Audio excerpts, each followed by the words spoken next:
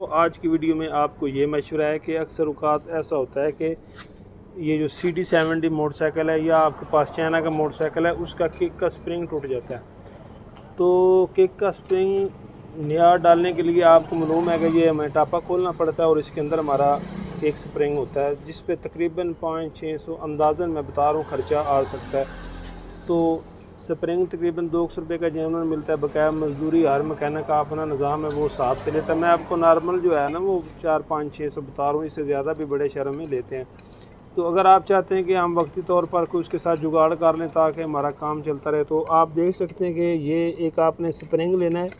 ये स्प्रिंग होता है, ये जो हमारा साइकिल होता है ना उसकी सीट में होता है, नज़र आ रहा है। तो इसको आपने पहले वहाँ पर लगाना है जहाँ पर हमारे ब्रेक पैडल का स्प्रिंग होता है, नज़र आ रहा है।